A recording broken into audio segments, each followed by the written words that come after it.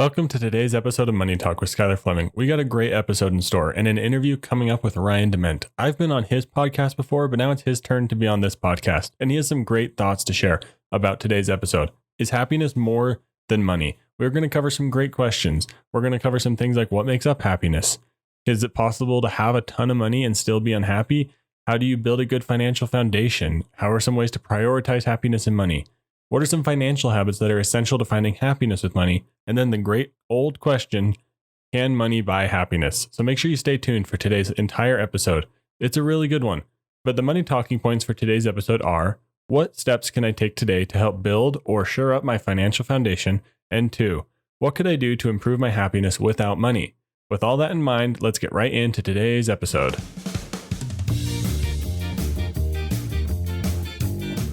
You know, we don't talk about money enough. It's a topic that gets ignored for some reason, even though it plays a role in everyone's day-to-day life. Well, this issue is what brought Money Talk with Skylar Fleming to reality. I know you're probably busy and don't have time to research and learn about all the things that go into personal finance, but that's where this podcast comes into play.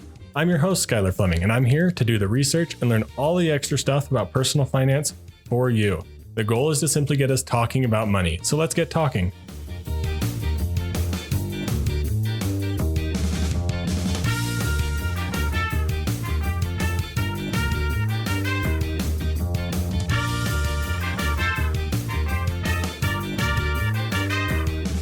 Welcome, Ryan DeMent, to Money Talk with Skylar Fleming. I know I've been on your podcast once before, so it's awesome to have you here joining me. Ryan, would you go ahead and introduce yourself for everyone else? Ryan DeMent, small business owner, entrepreneur. I'm in the real estate space, affordable housing / sustainable housing. Run 2 podcasts, Chasing Happiness, Chasing Financial Freedom. And I'm on a mission to be able to impact 100,000 people through our recently formed nonprofit True Community. Oh, that's awesome. Yeah, I hadn't heard about that. That's super cool. This is brand new. Just got it approved. So you're hearing it fresh off the press. Oh, that's awesome. Cool. We'll make sure we'll keep that in mind at the end and direct people towards it so that you can reach that goal. That's a lot of people. Yeah. That's exciting though. But today, our conversation, the episode's titled Happiness is More Than Money. So we're going to be talking about that good old balance between happiness and money. We're going to dive right into it with Ryan. What do you think makes up happiness? And does money play a part in that at all? Happiness is what you create internally. And we're in an age of technology. Don't get me wrong. I love technology, but it's created a situation in life to where we actually are looking for instant gratification, and life is a marathon, and you have to battle through and get to the other side. The only way to be happy is you got to be going after things that you want to do, or as a mentor tells me, go find something that you are willing to do for free and then monetize it. And I don't think a lot of people take that time to find that. Is money part of happiness? When you're not financially stressed and you have money in the bank and you're going after your financial purpose, it ties together. But if you're only focused on the money, there's no way that you can be happy. Yeah, I think that's a great way to put it. That's awesome. Yeah, if you're only focused on the money, it's not going to lead to happiness, but like it definitely plays a part. Like it's not something to completely ignore when it comes to becoming happy. So yeah, we're off to a great start here. Love that. Love that description of happiness there. It's internal. And I especially like the technology factor on it. I think it gets seen a lot. I've deleted like social media and everything from my devices. So I'm not seeing that stuff immediately, but like, how do you think people can combat that? Maybe if they're facing that instant gratification pull. Stop chasing the Joneses. You got to get rid of that mentality that you have to go buy something and it's all about the almighty dollar. You have to find what's inside and actually work on that passion, that happiness. But it's easier said than done because you're trying to keep up with everyone else. When you start tuning out the noise, positive and negative, you're able to do that, but you have to put the time and effort in. And I say this, and not everybody, I say it out loud. We give social media so much credence and a lot of it is fake.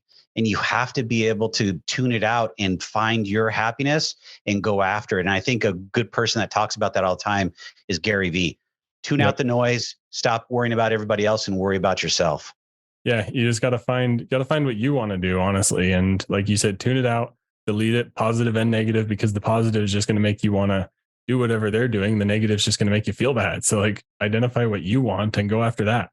But Yeah. one of the things you mentioned, like if money's your only focus, that can lead to unhappiness, or maybe you really don't know what you're striving for. But is it possible to have lots of money? So let's say you worked really hard and you have a lot of money. Is it possible? Well, is it possible to have lots of money and still be unhappy?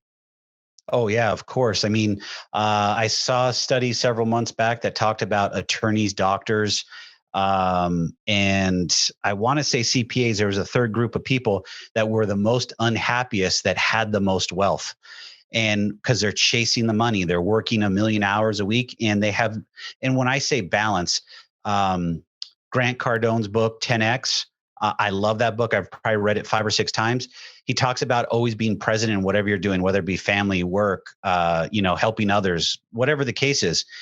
But you can't just rely on the money. You have to be able to be present and take care of the things that are going to take care of you, and that's your family and your job. But when it's all rooted in money, there's tons of people out there that have a lot of money and they have really no inner happiness. They're completely miserable. They're by themselves and they have nowhere to go. Yeah. They're And trapped. would you think that maybe stems back to the first question too, where they're chasing something? Like they're not going after the happiness factor. They're chasing what everyone else has on social media, or chasing just that dollar, like you mentioned. Yeah, but it also, if you look at a doctor and attorney, they're chasing after becoming a partner or a name partner as an attorney or a doctor, to where you can be head of a medical group or something to that extent. So it's always trying to keep up with somebody else, and that's just a vicious cycle. Not saying we don't want to have doctors and attorneys that are aggressive and want to accomplish things, but there's also a point in time where you can't just chase the almighty dollar, and you have to have purpose for it. I mean, I've believe me, I've gone through that path in life when I was in corporate America, but I learned very quickly to humble yourself and be of a servant to, or serve others and help them. And that old adage is help others and it comes back to you in spades is big. I mean, it's true. You just have to practice it and believe it, and it truly does. Yeah. And in terms of like going for that highest rank, like there's always going to be a rank higher than that. So you got to, like, if you are someone who's pursuing that, like a doctor or an attorney or a financial partner, whatever the term might be, like if you're pursuing that, like identify your goal. Don't just say you're just working up the ladder, because that ladder's going to always, there's always going to be another rung to go up. So like identify your goals, I think is a good, helpful step. Yeah, it's an elusive goal, and I grew. I had that same problem in corporate America. I grew from just being an entry level manager all the way up to a name suite, C-suite person, to where I was an owner of the company, an officer of the company, and I just kept on going. And I got to the point where I really didn't care. All I wanted was more and more money, and it just Mhm. didn't work. Yeah, you hit that point where just there's not much else to do, I would almost say. And that's Yeah, where I think the happiness can start to break down. Like you could yeah. have happiness in that progress, like you have that goal set for yourself and it's happiness on that journey, but once you get there, like if you don't know that's the end or like where you're going, then that could be really difficult. But For sure. speaking in terms of finances with happiness, what if you don't have a good financial foundation? Does that make it harder to be happy? It does, because you're going to struggle with money and you're going to struggle with your finances. And I think we talked about this on my podcast about how public schools and schooling have left us behind when it comes to finances and being able to understand them, just the basics. In my real estate business, we have first time home buyers that have no clue about credit, and they wonder why their credit's so horrible. And that's sad. And if you can't have a deeper level of thought in education on finances, how are you going to succeed in life, and how are you going to be happy? Because you're always going to be stressed about money. You're going to always be behind on that 8 ball. Yeah, that financial stress that comes from just not having that simple foundation is monumental. Like that's something that's going to slow everybody down. It's going to ultimately lead to an unhappier life, I would say, because you don't have that like sure foundation of what you're going to go back to. But what are some simple things that what's some simple steps people can take to help reduce their money stress, maybe to help build that financial foundation and improve their money's impact on their happiness? I would say become financially literate. And that comes with reading and educating yourself, spending time and putting effort into your financial literacy. Just like anything else you do in life, it's a muscle. If you flex it more and you work it out, you'll become better and stronger at it. So, I mean, my big thing is reading. I think it's Warren Buffett that said this. Don't quote me, that if you read 20 pages a day, you're going to read approximately 24 books a year. The average American today reads less than 60 pages in a year. So if you can find a way to sit down and hold yourself accountable to read and educate yourself on certain things that you want to get better at, like financial literacy, that's a starting point, and that will help your happiness, because you're going to put more time and effort into it, and you're going to get better at it, and you're going to get yourself, and we talked about this on my podcast, I remember, that is debt. A lot of these people are in debt and they have no way to get out of it. So they file bankruptcy. And it's problems. It just causes more and more problems and snowballs. Yeah. And one thought that came to my mind as you were talking about the whole reading thing is maybe just go out there and identify some of those averages and then just try just to beat that by a little bit would be my thought. Like just start working towards just being on that other side of the average, like that maybe there's a certain average savings rate for Americans. Try to beat that just barely. Because if you can be just above average, then you're going to start building momentum and you're going to start building that snowball, but in the right way for you. Yeah. I mean, you got to start somewhere, and it's baby steps to start the process. It's, as I say, is getting off the couch and stop eating your bonbons and going for it. I mean, you can't change unless you put the effort in. And one of the guests that came on my show a while back, he's a triathlete. And before he would even get to the race and start, he would go to the finish line, envision him finishing the race every single time. That's what we should start doing for ourselves, is envision what we want to accomplish, and then start using that as motivation on a daily basis. Yeah, there's a good TED Ed video, like one of their animated videos, that talks about that idea of imagining your success. And it details this study about like basketball players where one group practice free throws and one imagine them making the free throws. And I can't remember the exact numbers, obviously, but it was impressively close. Just from imagining it versus actually doing it. So like maybe that's a great place to start, is just thinking through what you want it to look like. And then you can identify those steps to get there. For sure. Awesome. Well, what's a good way for you that you prioritize happiness and money? Every single day I wake up with gratitude. I thank, universe, God, however you want to look at it. I'm alive. I've got a roof over my head and my bills get paid, food on the table, clothes on my back, and everything else is a bonus. Happy and in a healthy family. And then from there, it's just the gratitude piece of being happy and grateful for what I have. And that attracts more positive things to happen on a daily basis. It really just sets my day up for starting out right. Especially, I work off of East Coast time. I'm in Phoenix. I typically start by 4:30, 5 o'clock my time. So, I mean, I'm tired and it's like, I got to be positive, but that relates just to life. I mean, if you want to talk about finances and happiness, being positive and trying to find ways to be financially literate and putting that time and effort into yourself will actually make that difference. And then it starts coming out, and then it starts momentum, just like the snowball effect, or however you want to talk about, paying off finances. When you start getting in there and start doing that, it changes your finances, but it also changes who you are internally, because now you've got this momentum going and it's positivity. And oh, by the way, I'm getting into a better place financially, which takes a huge amount of stress off your back. Yeah, I think in terms of that gratitude and positivity, like if you're in a space where like happiness isn't a thing for you because you're so financially stressed, I think just identifying those things, like you said, roof over your head, healthy family, happy family, we have food to eat. And there's obviously situations where those things can be difficult, and that's its own stress, that's its own hard conversation. But like if you're in a place where like you have those basic needs met, like you said, everything else is a bonus. So like find those moments of happiness, I think, and that's how you can get that ball rolling in the right direction instead of just harping on the negative, which I think that's an excellent place to start. And I like what you said, start your day with gratitude, start out positive. Are there other habits that you think, or other financial habits that are essential to finding happiness with money? It's a balancing act. And I think until you actually go through financial hardship, you don't realize what you can and can't live without. Breaking down necessities versus wants is huge.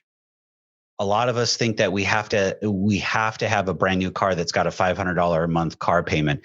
We have to have, the shiny clothes and the new watches, the Rolexes or Omegas or whatever.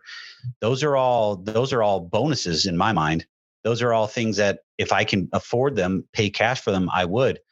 But that's where I think the difference between chasing the Joneses that are broke and then just being me, really separates my thought process, because going from corporate America to being an entrepreneur was humbling. 2 failed businesses, $100,000 in debt. It's a lot. And I had to reevaluate who I was, where I wanted to go financially, personally, spiritually, whatever you want to talk about. And then, oh, by the way, I got to learn how to pay the bills. Yeah. And that really humbled me. Yeah. And I think, like you said, identifying those needs and wants, that's something we can talk about from a financial perspective. But when you're actually going through it, then you're actually able to identify that bare bones budget. Like, what does that actually look like? So I think that's a good habit to give it a try, but just know that like, there's going to be things that even when, like, if you're making that list when you're in a good place, when you do get to that place where it's financial hardship, I think there's even things that are going to come off that need list that you didn't realize. So I think that's a good habit, because then you can identify those things that you don't really need and say, hey, is this actually bringing me happiness, or why am I buying this? Like, why do I have this massive subscription to a gym when I can get a cheaper one just down the road? Like those sort of things. So I think that's a good exercise. I really like it. And then, yeah, it's the other thing just to, throw on there is until you actually start protecting your 4 walls and making sure that your bills are paid, the roof over your head, food on the table, clothes on your back, gas in the the gas tank so you can actually get to work. Everything else you have to look at. And I know that's a Dave Ramsey thing, but it's true. I mean, until you get those 4 walls taken care of, you can't do anything else. And going out spending on those nice to haves doesn't work. Yeah. And if you're at that point where money is just bringing you like pure unhappiness, I think those are the things you got to look at and be like, am I just spending too much? Do I actually have more money than I need, but just it's going all out all the doors instead of those 4 walls, like you mentioned. So awesome. Yep. The last question is the one that challenges everybody. Can money buy happiness? What are your thoughts on that topic? No. Money is a infinite resource. Time is not. And that's where we get it backwards. And I struggled with it for many years in my life. Time is the most valuable asset we have because we can never get it back. Money, you can lose it. You can re-earn it. You can file bankruptcy, whatever you want to do. You can always get it back. There's always money being printed out in the universe. You just have to go find it and make sure that you're balancing that out with your happiness. Awesome. I love that answer. I like that. Time is greater than money is what I think my big takeaway is going to be from that last answer. I appreciate it. Ryan, this is a good conversation about happiness and money. Do you have anything else to add? And of course, how can everyone find you and let everyone know about all that you're doing? Best place to find me is at truetalk.co. So truetalk.co is the best place. And you can email me, connect on the website there. I'm all over social media, so they can go there and they can enjoy podcasts and also see all the other stuff I'm doing there too. Perfect. And I'll, of course, links in the show notes. I'll link the podcast episode that we had on your show, which was probably a few months ago, at least. I can't remember when it was. It's been a while. It was last year. Oh man, time flies. So awesome. Well, it was fun to reconnect. I appreciate you coming on and sharing your thoughts about happiness and money. Cool. Thank you very much.